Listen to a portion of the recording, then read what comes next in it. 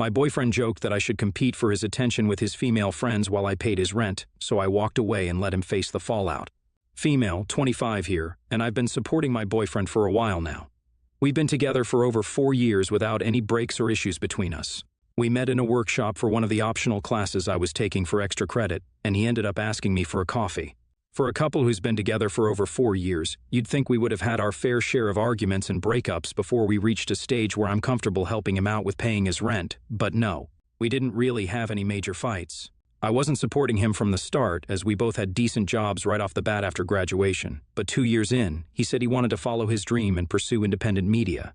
I wanted him to be happy with the work he did, so I told him he should go after his dream and not worry about how things will work out. In the beginning, it was still okay because he had savings and a plan, but pretty soon it was evident that the company he was trying to establish would take more time to turn in profits. He had used all of his savings and invested everything he got from the sponsors into his company. It came to the point where he was due for rent for over 3 months, and that's when he asked for my help. As soon as I found out, I told him he doesn't have to worry about finances, and I'll support him until he starts making some profits. Him moving in with me wasn't an option because he had started the company from his home instead of renting out an office space. That's how we ended up with me supporting him. It was all okay until recently when I noticed a change in his behavior. His workouts are extending day by day, and on more than one occasion we've gone for a week without talking, texting, or seeing each other. As much as I understand being engrossed in one's work is important, I do think that a healthy work-life balance is important in a relationship. So last Saturday, I took an early day off and went over to his office, in the hopes that I'll be able to get him away from his desk and get some fresh air. I rang the bell and one of his friends let me in. They're all in the same field and he had hired his friends to work for him as freelancers. She made a face after seeing me and it put me on edge. That's how things started going downhill. When I saw my boyfriend, I asked him to wrap up his work for the day so we could go out. Keep in mind, at this point, we've gone for 5 days without seeing or talking to each other. It was the least of my expectations from a boyfriend, and he did say he'd be done in 30 minutes, so I decided to hang around and wait for him. But when he was about to get up to go, his friend came over and asked him where he was going. He told her he was heading out, but she stopped him by saying he needs to put in the same hours as them, and as a boss, he shouldn't leave first. Of course, it was all playful jest, and we all knew he could have left as he's the owner, but then he said if she wants his company so badly, maybe he'll stick around for a while longer. I was flabbergasted to hear him give up so easily and not consider how I'd feel about his actions. Instead of losing my mind over this whole situation, I told him politely that we haven't spent any time together, and as he's already wrapped up his work, we should go out and enjoy ourselves. At this, he commented that he's liking the attention he was getting, and maybe I should compete for his attention with his female friends. Of course, I knew it was a joke, but I wasn't in the mood for anything funny, and the way he asked me to compete when I'm his girlfriend rubbed me the wrong way. So I took my bag and told him he can enjoy his time with his friends while I go and have the fun I deserve after slaving for the entire week just to pay up his rent. I thought he'd follow me after I walked out, but he didn't come. In fact, all I got was a text from him saying how I behaved was rude and disrespectful in front of his friends, and that I shouldn't have done that. He didn't even mention how he behaved. I was so furious that he'd actually be so ignorant of my feelings and the state of our relationship that I am now rethinking everything. After the weekend fiasco, I decided that I don't want a man in my life who depends on me for almost everything in his life and yet chooses to put me second in front of his friend's circle. So I called the landlord and told them that I wouldn't be paying the rent for his apartment, and he was free to ask the people living there to evict me. I didn't think the landlord would take action so fast, but today I received a text from my boyfriend asking me why haven't I paid his rent, and why is the landlord at his apartment serving a notice of eviction. He called me a few times too, but I didn't pick up and eventually blocked him from everywhere.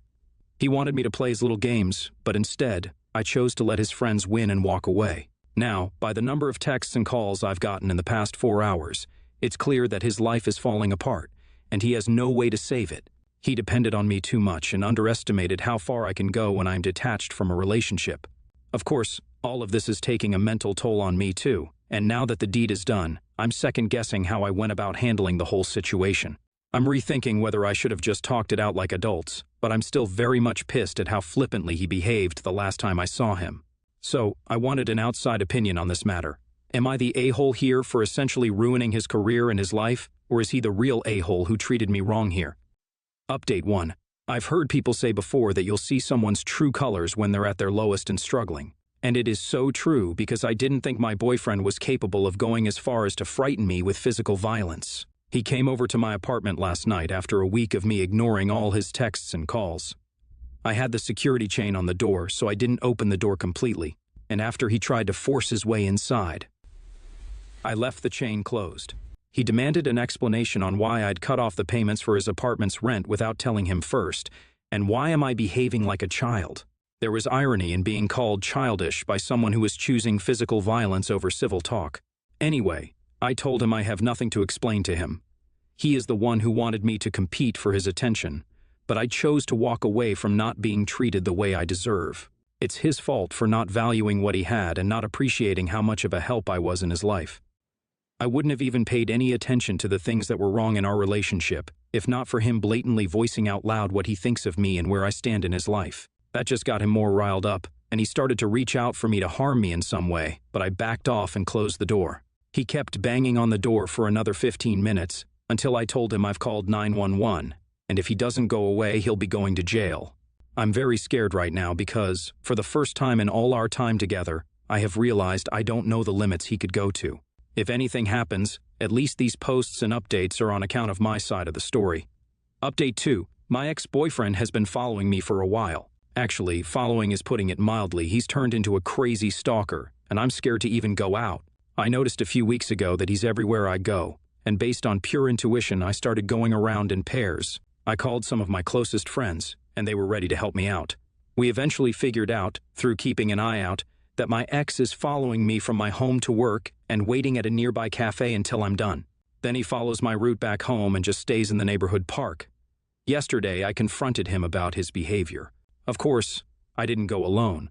I was expecting a fight, or maybe more threats, but instead, he started crying and begging me to take him back. He said he was sorry for how he behaved and for not realizing sooner how much I meant to him.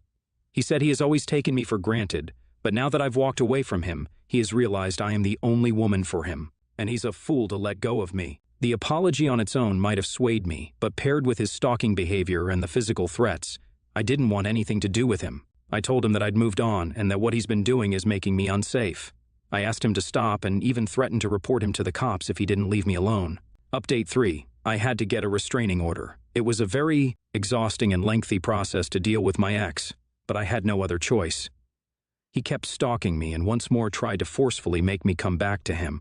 Thankfully, I had a friend by my side who called the cops, and they arrested him. I filed my request for a restraining order because I didn't see any other way to be safe. I'm also going to change my apartment and try my best to keep it a secret from him. I wanted to leave this quick update here because so many of you were worried about me in the comments and the DMs.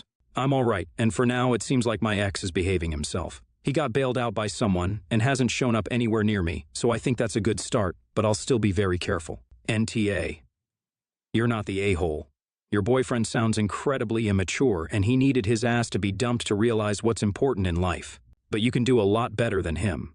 You're still young, so don't waste your energy on people who don't deserve it. NTA. OP is not the a-hole for making the boyfriend realize who exactly he's playing with. I think your mistake was supporting him financially and letting him believe that just because you're dating, he could do anything. But better late than never. What you did was the right thing, and if I was in your place, I would have done the same thing. I am the drama this week. I, 16 female, got myself kicked out of Sunday school at my stepdad's church this weekend. My mom married Brad earlier this year. He has 4 kids, 12, female, 10 male, 9 male, 7 male, that are with him most of the time. And to say their family is religious is like the understatement of all time. The daughter has to wear skirts all the time and can't cut her hair. And they're all at church at least 3 times a week and have family Bible time and stuff every day. I wouldn't care except that now that my mom and Brad are married, they expect me to participate, and that's just not my bag. I think it's superstitious, misogynistic nonsense, and I always leave stuff at their church feeling icky. I try to get my mom to let me go to my dad's on Sundays to avoid conflict, but that's a non-starter so far, so I try to avoid talking about it. But Brad is like making it his personal mission to get me saved or something, so the subject comes up regularly. I finally put my foot down about not wanting to go to church with them, and it turned into a big argument, and my mom asked me to just go and keep the peace for the younger kids because it's something we do as a family. So I go and mostly just read, but I don't lie about why I'm there or my religion. If someone asks me a question, it pisses Brad and my mom off, but I figure if they don't like it, they can let me stay home. The problem is that the Sunday school teacher for my age group is a real piece of work and thinks we're all stupid because we're teenage girls. So he likes to go into a lot of biblical Greek translation stuff to make himself look smart. The only thing is he's almost always totally wrong. My dad sends me to private school, and I took 2 years of ancient Greek, taking Latin now, and I know he's bullshitting people. So I brought an interlinear New Testament and a Koine Greek dictionary with me this week. And when he got started, I corrected him, not mean, but just like, wow, that's not what it says here at all. Can you explain more? And oh, that's weird because that's not how Brill defines that word. Dude was turning red by the end of it and asked me to stop interrupting, so I just shrugged and said I was trying to learn. He told the pastor, and the pastor told Brad that I'm not allowed to come to Sunday school anymore because I'm disrespectful. So, Brad and my mom are mad and want me to apologize for derailing class instead of just getting through quietly. But, I don't know. ATA? Update edit, people keep asking me how it turned out, so here's how it is now. I'm officially living full-time with my dad. My mom is still mad, but she can deal with it. We have a few hours on the weekend away from their house for now, but that's it. Stepdad isn't allowed to contact me. Before I let them know, I visited for Christmas to do presents. I left my stepsister a secret present with a note telling her if she ever needed help or to talk, to text me. She texted me thank you, and she won't tell anyone and has been texting me occasionally, so at least right now, if things go squirrely for her, she can get some kind of help if she wants to get out when she's older. And we're still in contact. I talked to my dad, and he said he's willing to try to help her if it comes to that because it sounds super culty.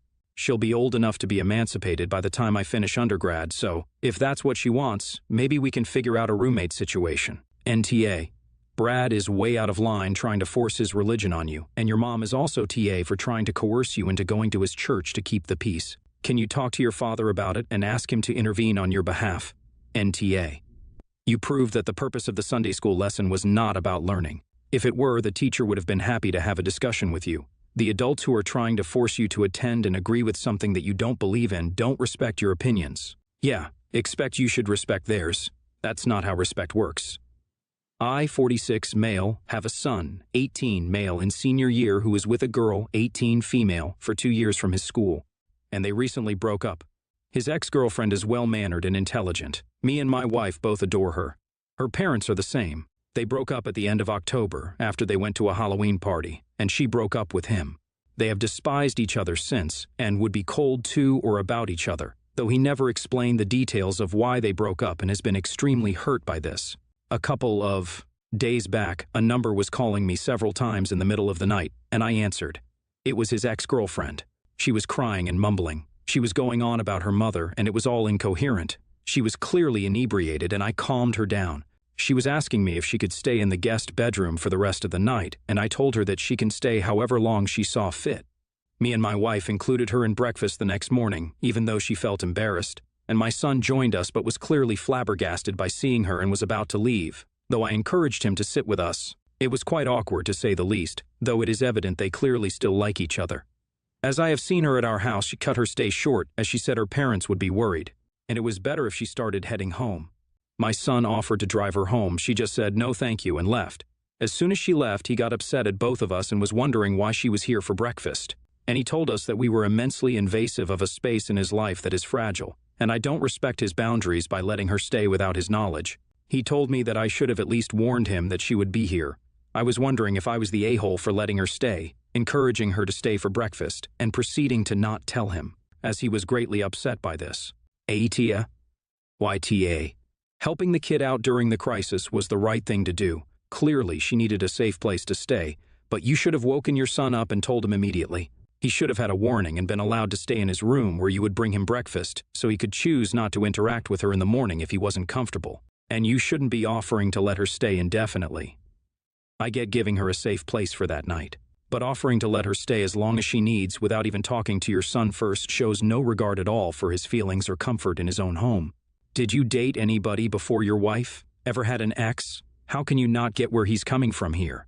I realize that your intentions in helping her were good, but you went about this all wrong, and in a way that was a betrayal to your son. You and your wife owe him a serious apology. YTA. It doesn't matter how nice she is. It doesn't matter how much you like her. It doesn't matter why they broke up. Your son was ambushed by his ex-girlfriend at the breakfast table. I understand letting her stay. An 18-year-old called you incoherently rambling in the middle of the night, and you wanted to help her. Fair enough. That's not why you're ta. It's because you didn't warn your son.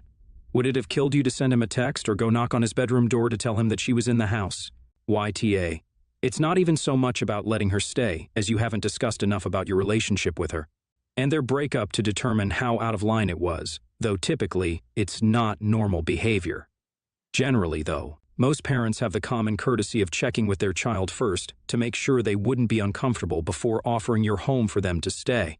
However, the least you could have done is forewarned him. Even if you weren't going to give him a say, to blindside him like that first thing in the morning is very much an move. You made him uncomfortable in his own house. That is a lousy thing to do.